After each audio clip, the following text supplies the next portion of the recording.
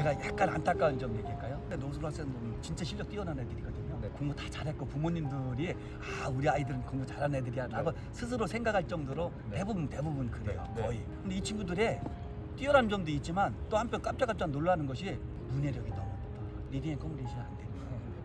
단어 실력, 어휘 능력이 많이 떨어지고요. 선발된 집단인데도 그만큼 그것이 부족하다는 것이에요. 앞으로 심각한 문제가 될 거예요. 노숙을 안 온다 할지라도 늘리려고 노력 많이 해야 될 겁니다. 그러면은 그런 문해력을 기르기 위해서는 어떤 노력을 해야 한다고 생각하세요? 어려운 거. 다른 사람의 생각이 논리적으로 전개된 글들. 자기개발성 이런 것도 뭐 좋지만 재테크도 좋아요. 다 이렇게 저는 그거 못 이어서 재테크를 못 했는데 네. 굉장히 좋아. 그렇지만 아직 젊잖아요. 아직 할 길이 많잖아요. 그렇다면은 다른 사람의 생각과 사고, 의사가 논리적으로 표현된 글, 논리적으로 표현된 동영상, 우리 같은 동영상 이런 것들 네. 많이 보고 시청하고 그 다음에 읽고 그 다음에 그걸 썸머리를 해야 돼요. 읽어서 끝나는 것이 아니라 이 저자가 글쓴이가 네. 또 말하는 사람이 하는 핵심 요점이 무엇이었다. 요점 정리. 그 다음에 이 요점 정리에서 나타낸 문제점이 무엇이었다. 여기서 우리가 취할 바가 무엇인가.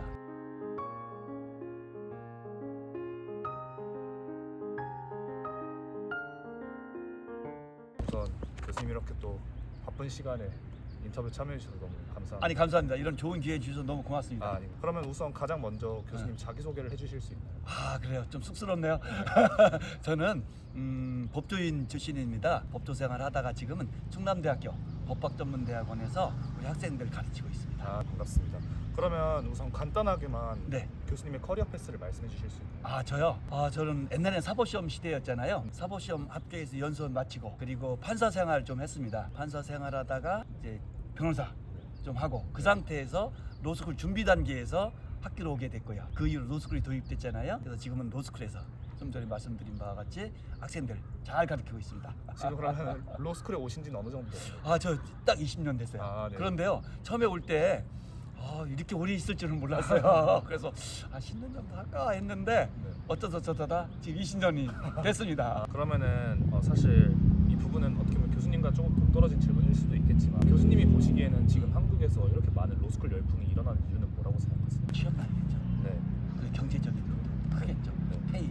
취업난은 실은 페이하고 연결돼요. 페이를 다 잘 주면 취업난 생길 수 없어요. 우리 구직할 때 많아요, 실은. 네. 그렇지만 페이하고 자기 능력과 지금까지 쏟아부은 열정과 이런 걸 생각하다 보니까 눈높이가 높아지고 미스매칭이 생기는 거잖아요. 그러니까 이제 취업난도 생기고 그러다 보니까 노숙을 오겠다는 생각도 많아지는 것이고 무엇보다도 이제는 우리가 장수국가가 됐잖아요. 네. 평균 수명이 80, 90, 100세 내다본다 하잖아요. 그러다 보니까 이제는 정년이라는 개념도 없어졌으니까 내가 60 먹어서 또는 60, 70 됐을 때 할 수 있는 것은 자격증이야. 그럼 인문사회계, 과학, 이공계도 마찬가지지만 변호사만 자격증은 없다고 생각하는 거예요. 네. 또 그 현실도 맞아요. 언제든지 변호사는 누가 봐도 대한민국 최고의 자격증인 것은 맞거든요. 네. 그러니까 이렇게 오게 되는 것이고 쏠리는 인자도 생기고 그러다 보니까 다른 분야가 오히려 빠져서 인재가 빠져서 오히려 그쪽이 또 문제가 발생하는 약간의 안 좋은 부작용도 있잖아요. 그런 것 같아요. 그러면은 교수님이 생각하시기에 이 로스쿨에 잘 맞는 사람 그리고 로스쿨에 안 맞는 사람은 어떤 사람이라고 오케이. 생각하세요? 노숙을 입학하는 학생들한테 그게 가장 궁금한 질문이 될 것 같네요. 근데요,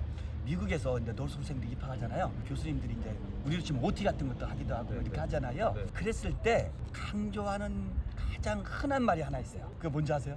그게 모르겠어요. 뭐냐면 Law School is not college예요. 로스쿨은 칼리지가 아니란 뜻이에요. 네. 왜냐면 우리도 그렇지만 미국 로스쿨의 경우에 더 할 수도 있는데요. 로스쿨에 올 수 있다는 것은 고등학교 때, 대학교 때 공부 열심히 했다는 거예요. 잘했다는 거야. 그래서 대학 성적도 기본적으로 좋다는 거야. 그러니까 노스쿨 올 정도 나 지금까지 공부 잘한 사람이었으니까 이제 노스쿨 가서는 잘할 수 있을 거야 라고 막연히 생각하거든요. 네. 그때 딱 깨우쳐 주는 거예요. 로스쿨은 칼리지 수준이 아니야. 너희들 칼리지 때 다 공부 잘했던 애들만 여기 오는 거야. 그러니까 더 열심히 해야 돼. 자만하면 안 돼. 이런 것이고 또 하나 그런 두 번째 강조하는 것이 로스쿨에서 그럼 가장 필요한 능력이 뭔가? 어떤 능력이 있으면 노스쿨에서 공부 잘할 것이고 더 나아가서는 변호사 시험도 쉽게 합격하고 좋은 성적을 합격할 것인가 이거잖아요. 그때 실은 가장 핵심적인 능력은 여러 가지가 있겠지만 하나 꼽으라면 리딩 앤 컴프리hen션, 읽고 이해하기. 이것이 뛰어난 애들은 노스쿨에서 잘할 수밖에 없어요. 왜냐면 노스쿨의 공부의 태반은 법조문을 해석하는 거거든요. 리딩, 법조문을 읽고 해석, 컴프리hen션 하는 거예요. 그 해석의 결과물이 판례고, 그죠?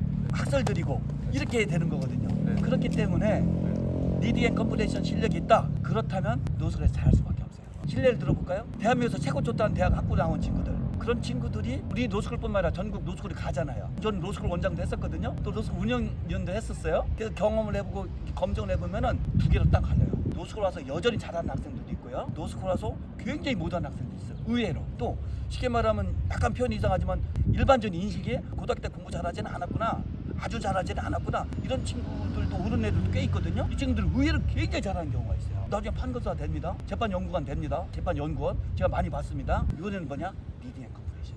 그리고 앞에서 좋은 학부 나오고 고등학교 때 공부 잘하고 이런 애들이 이쪽에서 좀 헤매는 애들 보면은 리딩 앤 컴프레션 실력이 없는 거예요.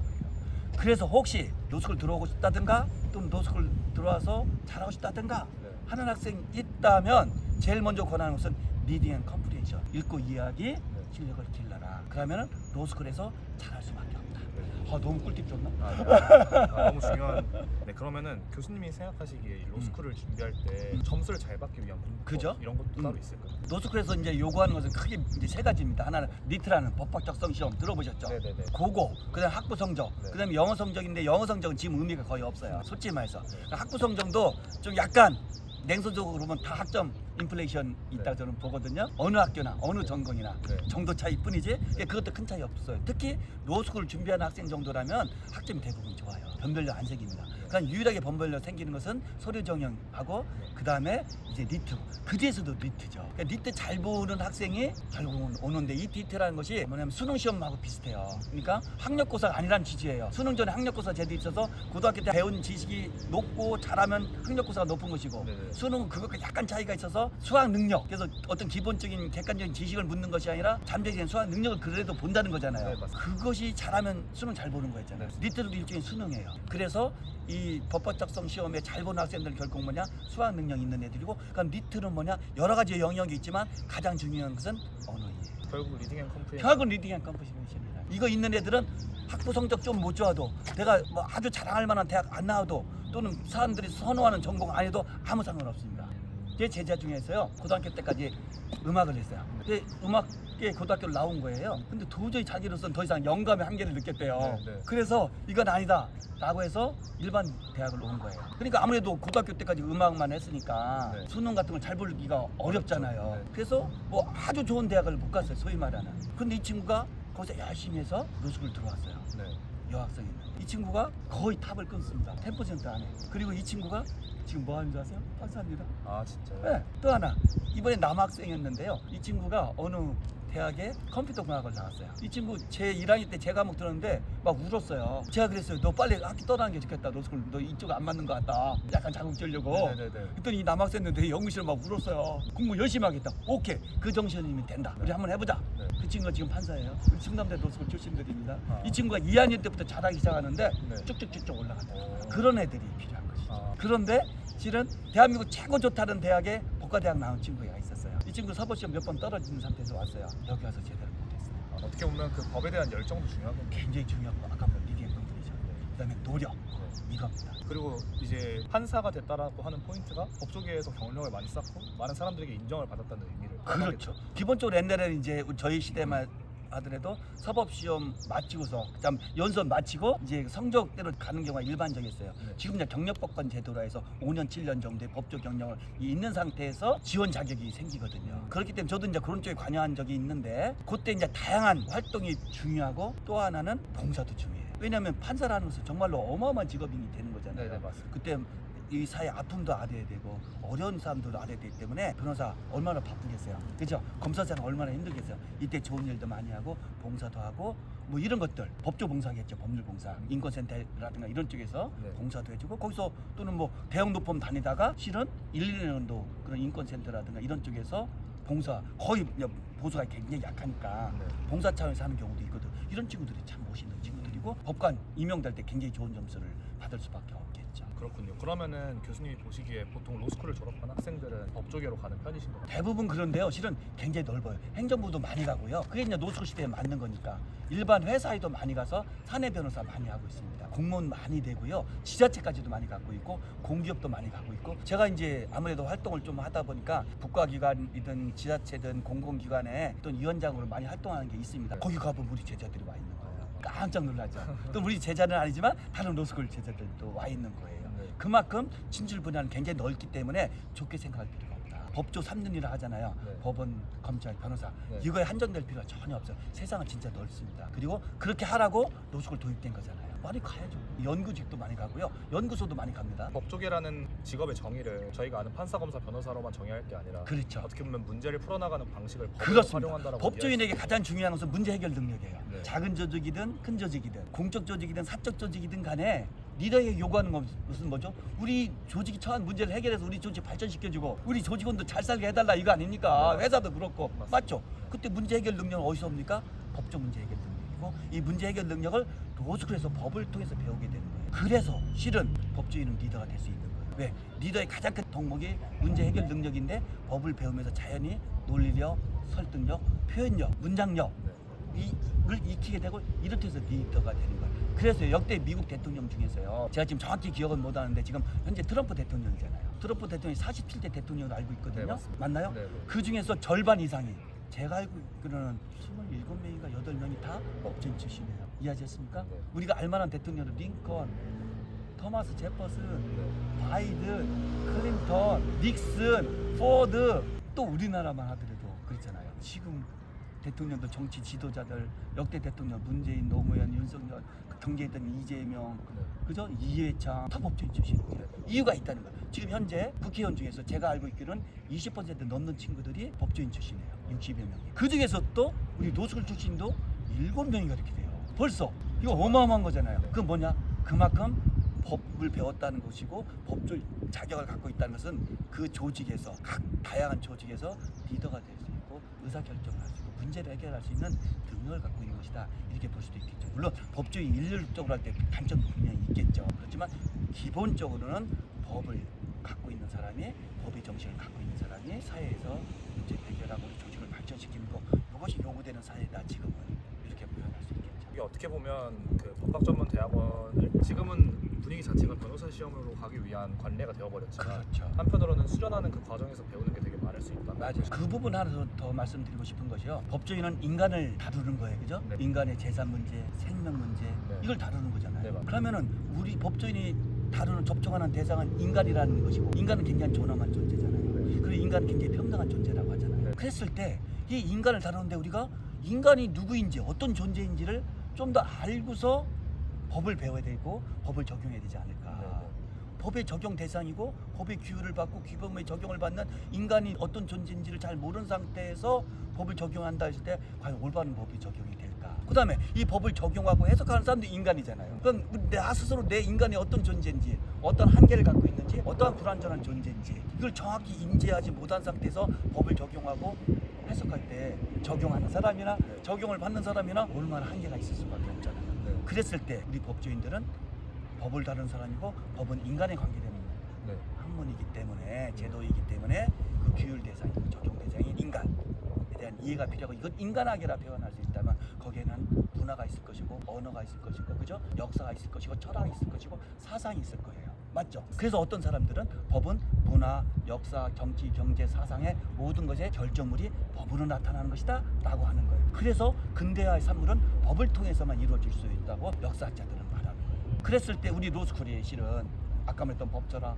법사상, 인간학 이런 것들을 거의 못 배우고 우리가 민법 실무, 네. 서성 실무, 뭐 문제풀이 이거로 갈 수밖에 없는 이 현실이 과연 맞는 현실이고 이렇게 배출된 법조인이 과연 인간에 대한 깊은 이해를 통해서 법을 해석하고 적용할 수 있을까? 그리고 그랬을 때 그거를 수용할 수밖에 없는 우리 시민들, 국민들이 과연 합동할 수 있을까? 그걸 우리 모두가 고민해야 할 과제고 우리가 실은 같이 문제를 해결. 어떤 사람을 비난하고 그런 것이 아니라 우리 모두가 공통된 관심사로서 문제점을 인식하고 요 해결점을 위해서 같이 머리를 맞대고 노력하는 이 자세가 우리가 성숙한 사회가 아닐까.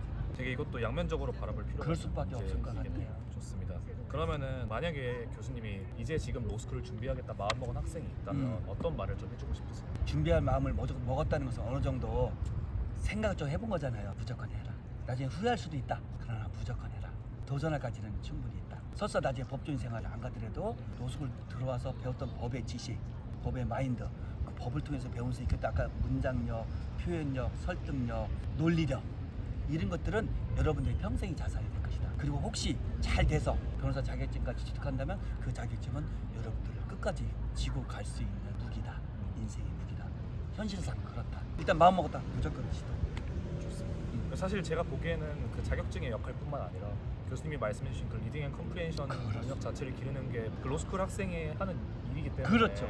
자연스럽게 그 능력이 배양된다는 거. 맞습니다. 특히나 요즘 텍스트의 퀄리티도 되게 양극화가 심하고 그렇죠. 그리고 어떤 텍스트를 읽어야 될지 정보의 발행량도 너무 많기 그렇죠. 때문에 그런 부분에서 그 능력을 갖고 있으면 장기적으로 봤을 때 분명 도움이 되는 거죠. 제가 약간 안타까운 점 얘기할까요? 우리 충남대 노숙 학생들은 진짜 실력 뛰어난 애들이거든요. 네. 공부 다 잘했고 부모님들이 아 우리 아이들은 공부 잘하는 애들이야 라고 스스로 생각할 정도로 네. 대부분 그래요. 네. 거의. 네. 근데 이 친구들의 뛰어난 점도 있지만 또 한편 깜짝깜짝 놀라는 것이 문해력이 너무 높다. 리딩 앤 커뮤니케이션이 안 됩니다. 단어 실력, 어휘 능력이 많이 떨어지고요. 네. 선발된 집단인데도 그만큼 그것이 부족하다는 것이에요. 앞으로 심각한 문제가 될 거예요. 앞으로. 노숙을 안 온다 할지라도 그 늘리려고 노력 많이 해야 될 겁니다. 교수님이 느끼시기에 지금 충남대를 비판하는 게 아니라 그냥 이 세대적으로 이 세대를 봤을 다 때 보고하는 겁니다. 세대적으로 네. 점점 문해력이 떨어진다는 게 체감된다는 거죠. 그런 것이. 오죽하면 노숙을해서 그런 느낌이 올 정도니까 네. 일반은 더 심할 수도 있겠다. 그런 생각이. 제가 학부 강의도 하잖아요. 네. 또 외부 강의도 많이 하고 있거든요. 다른 대학도 강의를 제가 좀 하고 있어요. 특강 같은 거를 똑같아요. 그다음에 제가 그래도 막 선발된 집도 아니고 능력이 검증받았다는 국가기관이라든가 이런 데도 많이 가거든요. 거기도 비슷한 느낌을 가질 때가 있어요. 문해력이 떨어진다고 느낌을 받는 순간이 예시가 있을까요? 많이 있죠. 의사소통이 안 되는 거예요. 내 말을 이해를 못 해줘요. 네. 제가 그래도 다른 재주는 없는데 네. 그래도 약간 쉽게 설명한다는 평가를 많이 받았어요. 강의 평가도 제가 실은 상당히 높은 평가를 많이 받거든요. 네. 근데 그 중에서 이제 왜 코멘트를 하자는 학생들이 그 중에서 일률적으로 나오는 평가가 이렇게 어려운 법을 굉장히 쉽게 설명해 주는군요 하는 평가를 제가 많이 받았어요. 그런 나조차도 나하고 대화가 안 되고 잘못 알아듣고 엉뚱하게 이해하니까 문제가 있다고 볼 수 있는 것이죠. 그러면은 사실 이게 제가 보기에 법적 관련 얘기는 아니지만 문해력에 대한 얘기를 조금만 더 다뤄보자면 좋습니다. 문해력이 떨어지고 있는 이유가 뭐라고 생각하세요? 지금에는 이 문장에 나와서 단문, 혼합문, 장문 뭐 굉장히 많잖아요. 네. 복문, 장문 이런 것들에 대한 이해가 떨어지고 그냥 간단한 카톡 텍스트 문자 보내잖아요. 여기에 너무 익숙해진 것 같아요. 그리고 어려운 책 안 읽고 칼럼이라든가 논설 같은 건 안 읽고 자기 필요한 대화만 짝짝짝짝 하고 그러다 보니까 길게 지문 긴 거 이걸 받아들이지 못하는 것이고 지문이 길다는 것은 뭐냐면은 장문, 복문, 혼합문이 혼성된다는 거예요. 문장의 구조가. 네. 이거를 이해하기가 너무 영어보다 더 어려워요. 그런데 법조인들도 그렇고 이게 이제 사회에 나가서 어느 정도 고급 사회가 되는 순간에 굉장히 어려워진다는 겁니다. 그럼 미국인들도 말입니다. 네. 미국에 태어나서 영어 잘하잖아요. 네. 걔들 타임기 다 있습니까? 못 읽죠. 네. CNN 토론 다 이해합니까? 안 되죠. 그죠? 똑같은 겁니다. 이것을 올라왔을 때 자기가 이 사회의 주류가 될 수 있고 이 사회를 움직일 수 있는 사람이 될 수 있는 거예요. 언어는 대단한 겁니다. 그래서 언어를 법이라고 하는 거예요. 우리가 태어났을 때 가장 먼저 배우는 말이 어떤 말이죠? 엄마라고 하잖아요. 엄마. 네. 엄마라는 말을 배우면서 엄마 하는 순간 우리는 엄마를 개념 정의하는 거예요. 엄마는 이런 존재야. 네. 나를 보호해주고 나를 재워주고 토닥거려주고 나를 살려주고 이것이 엄마구나 라고 해서 엄마라는 단어를 통해서 규범을 배우는 거예요. 엄마는 이런 존재야. 네. 이런 제도야. 그래서 제일 먼저 배우는 것이 언어고 언어를 통해서 우리는 규범을 배우는 거거든요. 언어를 지배하는 자가 결국은 이 사회를 지배하고 이 사회를 이끌어가게 되는 거예요. 그래서 이공계 학생들도 보면은요 우리 대학에 아주 우수한 이공계 학생들 많이 들어오거든요. 많죠. 착한 대학도 있잖아요. 먼 대학도 있고 네. 그 친구들의 두 부리가 딱 나뉩니다. 리딩 앤 컴프리hen션에 대해서 기가 막히게 법 잘하는 애들이 있어요. 판사 검사 됐어요. 네. 지금 아까 오탈자 네. 해서 지금 자격 박탈당한 친구들도 있어요. 네. 네. 딱 갈래요. 이 친구들 좋은 이공계 대학 그죠? 갈 때 공부 다 잘했고 네. 영재 소리도 들었을 수도 있어요. 네, 네. 이 친구들이 여기서 낙제를 하거든요. 네. 그 이유가 뭐겠어요? 언어에 대한 이해가 부족할 때 상대적으로 언어를 통해서 우리는 대화하고 언어를 통해서 이해하고 교류하는 거예요. 자기 혼자 문제는 잘 풀 수 있어요. 그러나 이것이 다른 사람들의 설득력을 갖고 있는 거예요. 왜? 법조인은 설득하는 것이고 다른 직업도 설득하는 거잖아요. 내 주장을 설득할 때 상대방이 따라오는 거잖아요. 맞죠? 소규모 회사에서 회의할 때도 내 주장, 내 아이디어가 받아들여져야 될 거 아니겠습니까? 맞습니다. 설득해야 되잖아요. 무엇으로? 문장으로, 언어로, 표현으로 하는 거잖아요. 네. 이게 가장 중요하다는 것이죠. 그래서 문해력이 떨어지는 순간에 발표자의 또는 상대방의 말을, 의도를 이해를 못하니까 대응도 못하고 나갈 길도 못 찾고 그렇죠. 그러면은 그런 문해력을 기르기 위해서는 어떤 노력을 해야 한다고 생각하세요? 어려운 거. 다른 사람의 생각이 논리적으로 전개된 글들, 자기개발서 이런 것도 뭐 좋지만 재테크도 좋아요. 다 이렇게 저는 그거 못 이어서 재테크를 못 했는데 네. 굉장히 좋아. 그렇지만 아직 젊잖아요. 아직 할 길이 많잖아요. 그렇다면은 다른 사람의 생각과 사고, 의사가 논리적으로 표현된 글, 논리적으로 표현된 동영상, 우리 같은 동영상 이런 것들 네. 많이 보고 시청하고 그 다음에 읽고 그 다음에 그걸 썸머리를 해야 돼요. 읽어서 끝나는 것이 아니라 이 저자가 글쓴이가 네. 또 말하는 사람이 하는 핵심 요점이 무엇이었다. 요점 정리. 그 다음에 이 요점 정리에서 나타낸 문제점이 무엇이었다. 여기서 우리가 취할 바가 무엇인가. 영어로 그냥 테이크 어웨이라 하거든요. 가져갈 거. 이렇게 해서 문제점 파악하고 썸머리하고 그래서 문제점을 해결하는 대안 제시하고 솔루션. 그다음 우리가 취할 거. 이것이 법조인이 할 일이에요. 리더가 할 일이고. 네, 맞습니다. 요거 하면 돼요. 좋습니다. 그러면은 이게 제가 옛날에 되게 이 얘기를 들으면서 생각이 나는 게 철학과 전공하신 분의 얘기를 들었을 때 네. 그분이 이제 자기가 어렸을 때부터 느꼈지만 쉬운 책을 읽는다고 문해력이 느는 게 아니라 전혀 아닙니다. 어려운 책을 도전하다 그렇죠. 보면 안 읽히다가도 읽히는 순간이 오기 때문에 맞아요. 그때 문해력이 성장한다고. 내가 영어를 생각합니다. 배울 때 굿모닝만 하고 아이만 모이만 한다고 해서 늘지는 않잖아요. 모르는 문장에서 단어 찾아보고 외우고 표현해보고 들어보고 해야 될 거 아니겠습니까? 똑같죠. 언제까지 엄마 아빠만 하겠어요 우리가? 아니죠. 그래서 어휘가 특히 이제 우리가 오래된 언어들은 한자가 굉장히 많잖아요. 네. 근데 우리 젊은 세대들은 한자에 굉장히 취약할 수밖에 없잖아요. 새로운 언어는 더 잘하지만 그죠? 그랬을 때 기존의 문화와 제도와 관습은 기존 언어로 되어 있는 거야. 앞으로 언어는 바뀔 수 있지만 네. 기존 문화, 제도, 관습을 통해서 우리가 여기서 살아가고 더 발전시키는 거잖아요. 그럼 어떻게 되죠? 기존의 언어로 된 제도, 문화를 이해하기 위해서는 기존 언어를 알아야죠. 그럼 아버지, 엄마, 선배 세대의 언어를 우리는 알을 수밖에 없고 그걸 아는 자가 앞설 수밖에 없고 그거 아는 자가 미래의 언어까지 자기가 습득을 해서 더 나갈 수 있는 것이죠. 과거의 언어, 현재의 언어를 모르고서 미래로 나갈 수는 없다. 언제까 우리가 카톡으로 간단한 문자 보내는 이스커 편하긴 편하죠. 나도 네. 편해. 네. 이제 거기에 머무르지 마시고 어려운 문자, 난해한 거 그걸 자꾸 익혀서 스스로 해석할 수 있는 능력, 정리할 수 있는 능력, 실제 사건에 적용할 수 있는 능력 이걸 길러주면은 확실합니다. 그게 어떻게 보면 현 시대를 살아가는 청년들에게 도움이 될 수 있는 굉장한 지혜입니다. 네. 그게 그래요. 아 그건 당신들 세대의 언어 아니겠어. 우리는 새로운 언어 맞는 말이야. 그러나 절반만 맞는 거야. 왜? 아까도 말씀드렸죠. 우리가 현재 제도는 과거에 만들어진 거잖아요. 네, 맞습니다. 현재의 규범은 과거에 만들어진 거잖아요. 맞죠? 어떻게 해서 그거 이해하기 위해서 과거의 언어, 현재의 언어는 배우는 거야죠. 그러면은 사실 이런 법조계뿐만 아니더라도 교수님이 커리어 생활을 하면서 다양한 직업군의 사람들을 만나보셨을 거예요. 그렇죠. 그럼 교수님이 이제 막 커리어를 시작하는 학생들 아니면 사회 초년생들을 만날 수 있다면 어떤 얘기를 좀 해주고 싶으세요? 어떤 일을 하든 간에요.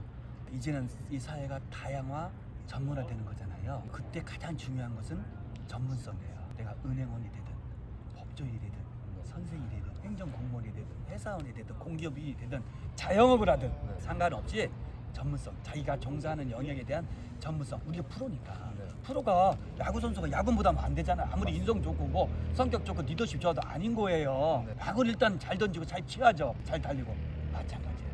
전문성을 확보하도록 노력하세요. 둘째, 이 전문성만 끝나면요 한계가 있어요. 왜? 그 전문 분야에는요 전문성 갖고 있는 친구들이 세고 셌어요. 네. 변별력이 안 생기는 거예요. 네. 맞죠? 여기서 나타나는 것은 뭐냐면 커뮤니케이션, 상대방 입장을 잘 이해해주고 그러면서 내 입장을 잘 전파해줘. 설득성이잖아요. 네. 이게 리더예요. 소프트 스킬. 네. 그랬을 때 문해력. 공감력은 문해력이거든요. 왜? 공감의 기본은요 눈짓, 손짓, 발짓도 있지만 기본 언어와 글이에요. 네. 맞죠? 네. 그래서 공감 능력 갖고 있는 친구들. 그다음에 우리가 하다 보면 준 것보다는 많이 가져가려고 하잖아요. 네, 맞습니다. 인간의 본성이죠. 네. 잘 좀 아주 훌륭한 사람이 아니 난 준 만큼만 받을게 이거잖아요. 그런데 길게 보십시오. 길게 보면은 실은 내가 좀 약간 손해 보는 듯한 느낌. 아 이건 내가 양보했어. 네. 했던 친구들이 나중에 더 잘 되는 경우 저는 많이 돼요. 기업인도 많이 받고요. 잘 나가는 금융도 많이 받고 고위 관리도 많이 접촉해봤고요. 해봤잖아요. 또 어려운 사람도 많이 접촉해봤고요. 그 사람들 보면요. 약간 손해 보는 듯한 사람들이 결국은 이득 보는 경우를 많이 봤어요. 아닌 경우 분명 있죠. 그렇지만 이왕이라면 내가 이렇게 의사결정할까 저렇게 결정할까 고민이 될 정도라면 그때는 주는 쪽으로 양보하는 쪽으로 의사결정하세요. 아마도 받을 겁니다. 그러면은 교수님이 생각하시기에 이 법조계에서 다양한 직업을 경험해 보시면서 그 각 직업의 역할이 어떤 것이라고 좀 정의하고 느끼셨어요? 변호사는 기본적으로요 의뢰인 입장을 대변해 주는 거잖아요. 의뢰인 입장에 충실할 수밖에 없어요. 너무나 당연한 거예요. 그걸 안 하면 오히려 선량한 관리자의 주의 의무를 못하는 거예요. 그런데 그럼에도 불구하고 여기는 공적인 지위를 분명히 갖고 있는 거예요. 이 전문가라는 지위를 갖고 있는 거예요. 그래서 실은 당사자의 의사에 또는 너무 입장에 너무 매몰되는 순간에 오히려 변호사로서의 공적인 지위도 망각하게 될 뿐만 아니라 오히려 당사자의 결과론적으로 해를 끼치게 돼요. 당사자의 입장에 몰입되다 보면 검사와 판사, 재판부의 입장을 오히려 소홀하게 되는 순간에 객관적으로 균형 있게 사물을 못 보게 되거든요. 사건은. 그럼 오히려 당사자를 도울 수 있는 것이 아니라 당사자에게 안 좋은 결과를 초래하기도 하는 거예요. 이걸 좋아하는 것이 굉장히 중요하다는 생각이 들고요. 검사 같은 경우는 아무래도 공익이 대변자잖아요. 범죄가 저지러졌을 때 수사를 해서 범인을 잡아내고 범죄 혐의자로 인정되는 사람을 처벌해달라고 법원에 요구하고 재판 단계에서는 이 사람이 유죄를 받도록 또 법의 정의감에 상하는 그 양형, 선고형을 받도록 노력하는 직업이잖아요. 그게 공익의 대변자인데 실은 막강한 권한을 갖고 있는 거예요. 구속할 수 있고 강제 수사할 수 있는 공권력을 또한 강제력이 있을 수 있잖아요. 이건 실은 어마어마한 것인데 검사 때는 잘 몰라요. 나중에 변호사, 검사해본 분들이 이구동성 하는 얘기가 뭐냐면 다 검사 시절에 진짜 검사들이 막강한 권한을 갖고 있는지는 몰랐어. 물론 지금 제도 개선에 대해서 많이 변화된 데도 있지만 여전히 강제 수사력을 갖고 있다는 점에서 어마어마한 거거든요. 그랬을 때 검사하시는 분들도 다시 한번 뒤돌아보면서 혹시 내가 실수할 수 있는 것은 아닌지, 내가 수사의 목적을 위해서 내가 너무 여기에 몰입되는 것은 아닌지 그걸 좀 뒤돌아볼 필요가 있고요. 판사 같은 경우는 아까 말씀드렸듯이 균형감을 갖는 것이 가장 중요해요. 원고의 입장도 잘 들어보고 피고 입장도 들어보고. 약간 심한 표현 써볼까요? 예를 들어서 가사 사건에서 이혼 사건이 가장 대표적이겠죠. 원고가 여자든 남자든 저 부인이든 남편이든 원고의 말을 들어보잖아요. 피고는 진짜 여기 나올 만한 나쁜 사람 못쓸 이렇게 돼요. 그런데 피고가 쓴 답변서를 읽어보잖아요. 다시 또 원고가 나쁜 사람이 못 쓸 사람이 돼요. 이걸 잘 균형 있게 봐서 어떤 것이 진실인지, 어디가 과장을 하는 것인지, 어디가 왜곡했는지 이걸 판단해야 되거든요. 균형감이 굉장히 중요해요. 또 하나는 판사는 판단자이기 때문에 판사 생활을 좀 오래 하다 보면은 어느 정도 이 시민사회로부터 왜 격리가 돼요. 떨어지게 되는 거 어쩔 수 없이 이해를 못하게 되고 오히려 재판관 입장에서 한번 생각합니다. 그래서 미국의 배심 제도라는 것이 있잖아요. 그러니까 미국은 형사 재판만 배심 제도가 있는 것이 아니라 민사 재판에도 배심 제도가 있어요. 네네. 그걸 왜 그렇게 했어요? 배심원들 대부분 그냥 일반적인 시민들이잖아요. 택시 운전하시다가 선생님 하시다가 자영업 그죠? 세탁소 하시다가 또는 뭐 회사원 하시다가 들어가다 이렇게 되는 거잖아요. 그죠? 일반 시민들의 입장에서 그 사건을 바라보는 거예요. 물론 문제점이 분명히 있죠. 그렇지만 시민들의 입장에서 간을 눈높여서 보다 보니까 오히려 진죄판하게 도움이 될 수도 있고 그 사람들의 입장을 이해할 수 있는 거예요. 근데 직업적 법관이 어느 순간에 시민사회생활과 격리된 상태에서 재판만 10년, 20년 해본다 생각해보세요. 어느 순간 나는 이제 재판관이 된다. 판관이. 나는 너하고는 달라. 자리가 사람을 만드는. 그렇죠. 그러면서 자기 스스로의 폐쇄성이 올 수밖에 없어요. 특히 판사는 아무래도 윤리적으로 많은 사회활동하면 안 되잖아요. 객관적으로 독립적으로 해야 되고 청탁받고 그러면 안 되니까 부탁받으면 안 되니까 그래서 오히려 자제하잖아요. 그러다 보니 더 이게 멀어지게 될 수도 있고 그래서 스스로 수많은 책들 같은 거 읽으면서 깨우쳐야 되고 판사가 절대로 중요할 것은 이념적으로 접근하면 안 돼요. 판사도 인간이기 때문에 좌도 있고 우도 있을 수 있어요.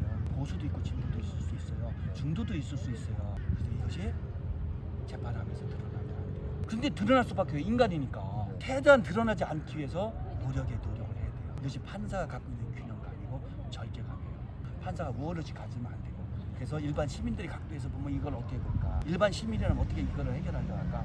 하면서 이 전문가적 지식을 거의 보태는 거예요. 어떤 정치적인 사건, 순수한 사법적인 재산거래 사건 관계없이 가사 사건도 마찬가지예요. 자기 세계관이 결국은 이혼 결정을 할 때 들어갈 거 아니겠습니까? 위자료 결정할 때 들어갈 거 아니겠습니까? 그때 내가 이 세상을 재단할 수 있다는 생각하지 마시고 조금 일반인들의 입장에서 평균의 입장에서 또 평균의 입장으로 가면 또 안 되잖아. 법률 전문가니까. 그래서 이 입장, 그러니까 전문가의 입장, 그래서 자기 개인의 세계관, 가치관을 잘 조화롭게 하려고 노력하는 거 굉장히 중요하다고 봐요. 진짜 어려운 직업이에요. 본인의 판단 한 번이 누군가의 인생을 갉고 재산을 뺏고 생명을 쫓기도 하고 이렇게 되는 거죠. 근데 그걸 1년 내내 하는 게 판사니까. 그러니까 스트레스도 많죠. 죄책감도 좀 있을 수 있죠. 오판했을 때. 저는 오판 안다고 생각했는데 상거심에서 내 판결이 깨지면 결과론적으로는 제도적으로 오판이잖아요. 그렇죠. 그때 얼마나 부끄럽기도 하고 미안하기도 하고 그렇죠. 의도한 건 아니지만 그건 괴롭죠. 그러면은 교수님은 그 당시에 되게 많은 커리어 전환을 하셨는데 커리어 전환을 하게 됐던 계기가 있으셨나요? 저는요 처음에는 이제 변호사 하고 싶었어요. 그런데 연수 성적이 상당히 좀 상대적으로 좀 잘 나왔어요. 주변에서 법관 생활 좀 해보면 어떻겠느냐 해서 저는 못 모르고 법관 생활을 했는데 법관 생활은 장단점이 있더라고요. 일단은 가장 큰 장점은 당사자들의 의견을 잘 들어보고 제가 판단해보는 거예요. 경청, 능력이 생기고요. 밸런스 있게 돼요. 검사 입장과 피고인 입장. 원고의 입장과 피고의 입장. 그래서 약 균형감을 갖고 있게 된다는 거죠. 그 쟁점을 잘 파악할 수 있고 그걸 사건을 구체적으로 해결할 수 있는 능력은 아마도 변호사, 검사보다는 훨씬 더 많이 배울 수 있지 않을까 하는 점이 굉장히 장점이고, 대신 판사는 수사를 통해서 또는 원고와 소재기를 통해서 사건화된 사건을 해결하는 거잖아요. 이게 일종의 보면은 처리하는 거야. 앞에서 나서 역동적으로 하는 직업은 아니죠. 오히려 판사 역동적으로 하는 순간 이것은 법조 윤리에 위반될 수도 있는 거예요. 법관 윤리에. 그런 점에서 보니 약간 소극적이고 2차전적인 면이 있잖아요. 2선적인. 그런 점에서는 성격이 좀 안 맞을 수도 있어요. 저도 그런 점에서 약간은 좀 안 맞았어요. 그래서 이제 변호사를 했고, 변호사를 하게 된 이유는 가장적인 이유는 그 당시에 집안에 좀 어려움이 있었습니다. 기본적으로 어려운 가운데서 제가 공부를 했기 때문에 돈이 실은 없었어요. 그래서 아무래도 집안에 우환이 많이 생기고 경제적으로 어려움이 생기면서 어쩔 수 없이 저는 기합하는 면이 있었죠. 그래서 이제 변호사를 했고 하다 보니까 이제 로스쿨을 오게 됐네요. 저는 로스쿨 올 때는 전혀 학교에 관심이 없었어요. 그 이유가 뭐냐면 그냥 실무법조 좀 한 것이 이제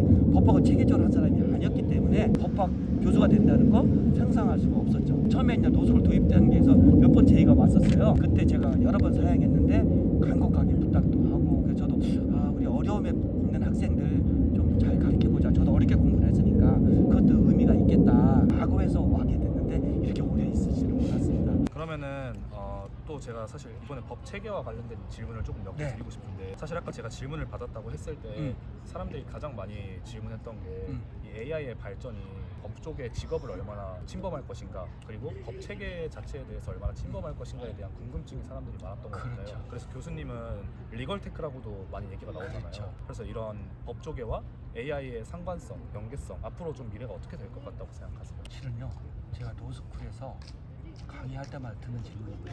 외부 특강을 좀 많이 하는데 외부 특강에서도 꼭 듣는 질문이에요. 그만큼 관심이 있는 것이고, 그 질문 속에는 아마 AI 시대가 도래하면 법조인의 역할은 제한 내지는 축소될 거야 라는 어떤 선입견이 깔려 있을 수가 많이 있을 것 같아요. 그렇게 진짜로 우려하는 전망하는 학자들도 꽤 있어요. 저는 약간 다르게 보고 싶어요. 왜냐면 이 AI는 인간의 도구다. 우리가 비서를 데리고 있고 스텝을 데리고 있고 같이 일을 하잖아요. 옛날 노예를 데리고 있었잖아요. 말과 소를 통해서 농사를 졌었잖아요. 그런 개념으로 배울 가능성이 너무 많아요. 그럼 AI는 우리의 능력을 더 발전시켜주고 심화시켜주고 일을 처리 능력을 빠르게 하고 정확하게 해줄 수 있는 도구다라고 보는 거예요. 단 여기에는 한계가 있어요. 인간의 역사는요, 인간 범위의 확대 역사라고 저는 봐요. 뭐냐면 옛날에는 노예는 인간이었어요, 인간이 아니었죠. 네, 인간이 아니었죠. 사람 취급을 못 받죠. 네. 도구였죠. 네, 이게 노동력을 제공해주는. 소나 말하고 비슷한 거예요. 마찬가지죠. 그다음에 성경에도 보십시오. 사람 수 카운팅할 때 어린이와 여자는 빼고죠. 그래서 성년 남자만 실은 인간 취급을 받은 거예요. 그 당시에는 여자, 어린이 인간 아니었던 거예요. 외국인들 인간 아니었어요. 마찬가지죠. 우리나라만 하더라도 노비 제도가 있었잖아요. 조선시대. 인간 취급 못 받고 오히려 딸이 결혼해서 시댁으로 가잖아요. 네. 그럼 이제 땅을 떼어줘요. 사랑스러운 아버지가 딸 고생할 것 같으니까. 떼어주는 품목지에 뭐가 들어가는 줄 아세요? 노비가 들어가요.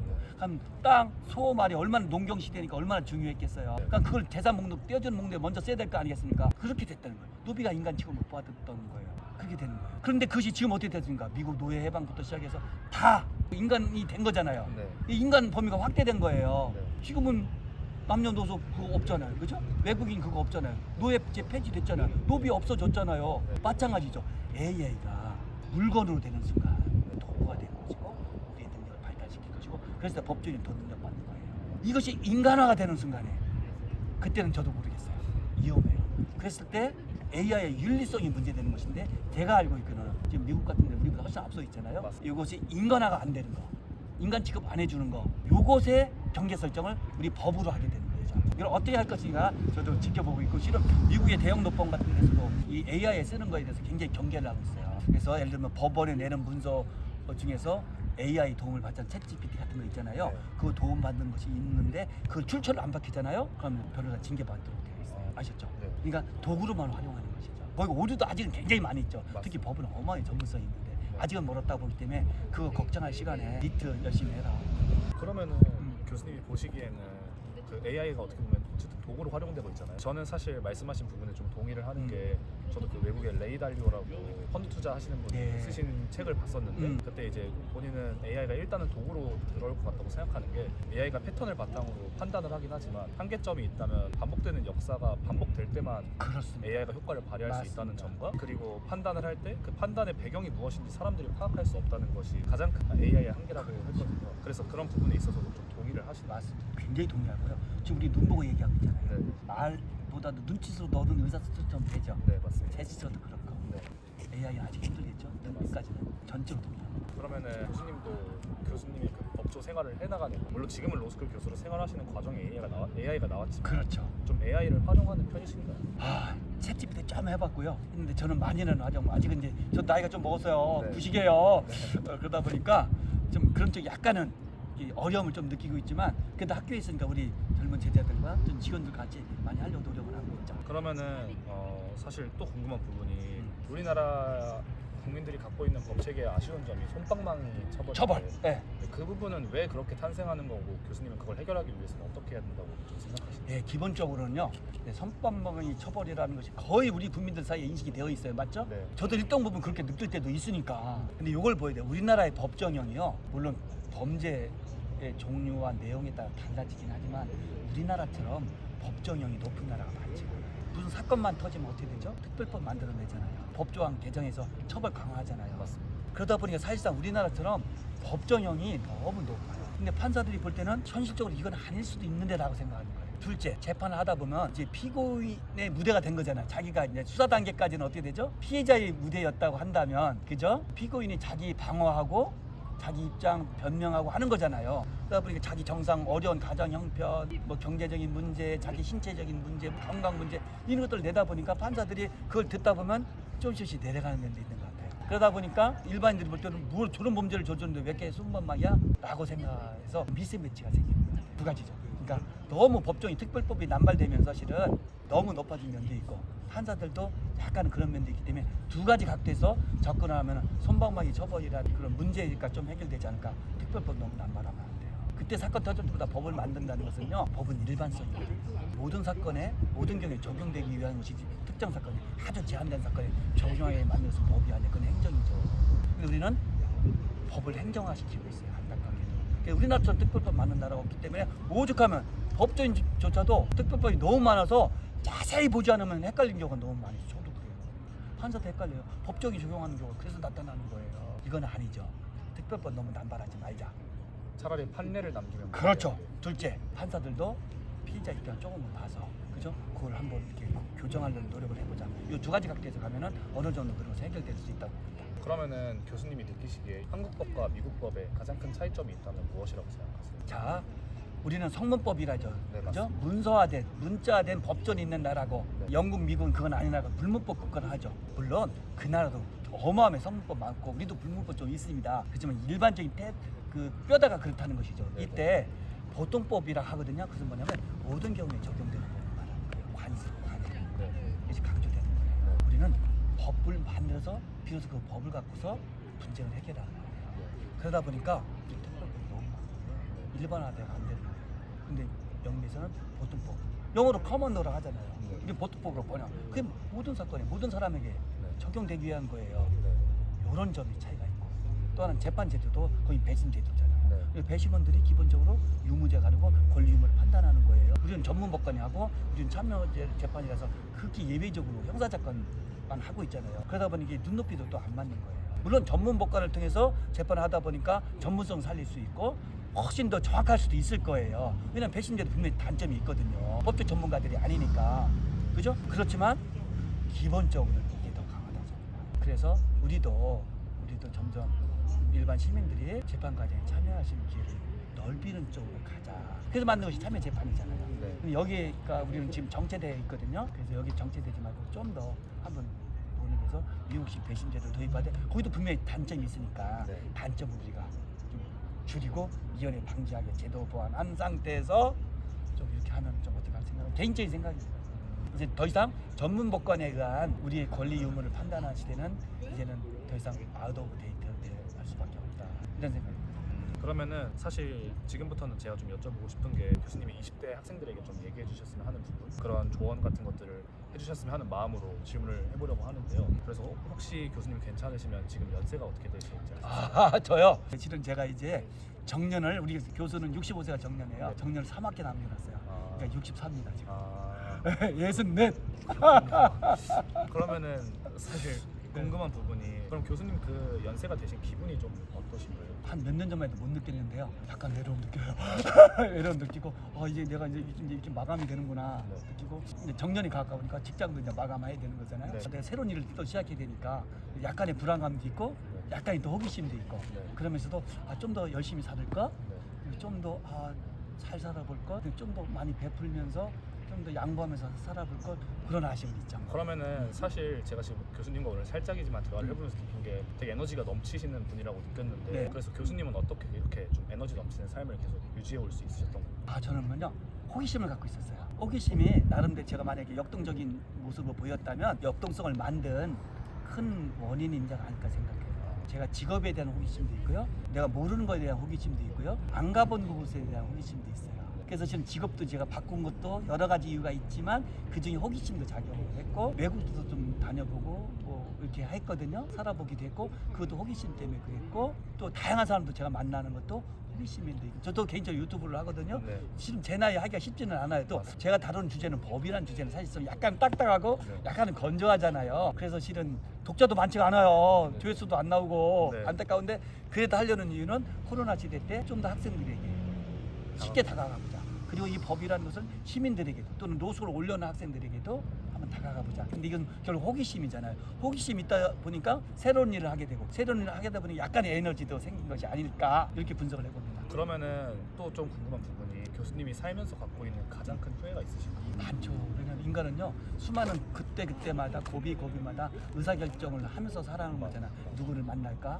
누구랑 결혼할까? 어떤 직업을 가질까? 이직할까? 어떤 학교 갈까? 어떤 전공 선택할까? 이 집을 살까? 저 집을 살까? 뭐 이런 거잖아요. 네, 맞습니다. 그때마다 수없이 후회했죠. 인간은 잘못된 결정을 너무너무 많이 해요. 왜? 불안전한 존재니까. 네, 네. 그래도 나름대로 열심히 살려고 노력을 했고 그래도 또 다른 사람에게 해를 끼치지 않으면서 살아보자. 그건 분명히 있었던 것이고 또 하나는 제가 금전에는 그렇게 신경을 안 썼어요. 워낙 어려운 입장에서 살아오기도 했어서 그런지 모르겠지만 돈은 소중한 것이고 굉장히 가치가 있는 것이지만 거기에 매몰되는 순간 내가 초라해 보이고 내 존엄성이 없어진다는 느낌을 가졌어요. 그래서 인간은 존엄한 존재잖아요. 그랬을 때 돈이라는 어떤 그런 존재에 내가 매몰되면 내가 돈의 노예가 될 수 있기 때문에 돈의 주인이 되고 싶다라고 해서 돈을 많이 벌고 싶었고 벌면 좋고 하지만 그걸 벌기 위해서 나의 인간성을 이렇게 매몰시키고 싶지는 않았고 그건 나름 내가 했다 생각하는데 후회되기도 해요. 다양한 면에서 생각해 네, 볼 수 그렇습니다. 있으니까. 그러면은 교수님이 생각하시기에 좋은 의사결정을 하는 원칙이나 방법 같은 게 있으신가요? 인간은요 의사결정할 때 사익이 들어갈 수밖에 없어요. 사적. 왜 인간은 생존 본능이 있잖아요. 맞습니다. 발전 욕구가 있고 그래서 사적인 내용이 들어가지 않는 의사결정 없어요. 대통령, 정치도 장관, 국회의원, 정치관 더 할 수도 있을지도 모르겠어요. 일반 기업에서도 네. 직장인들도 마찬가지예요. 네. 그랬을 때 이걸 무시하지는 말자. 그러나 내가 속한 조직, 내가 같이 하는 구성원들에 대한 이익, 그걸 공적 이익이라 표현한다면 51%를 되게 하자. 사적 이익은 50%는 넘게 하지 말고 51%가 공적인 이익을 통한 의사결정을 하자가 저는 중요하다고 보고 그렇게 해오려고 노력을 했고 물론 어떤 저도 뭐 90% 사적 이익 할 때도 있었겠죠. 그렇지만 그걸 지키려고 노력을 했어요.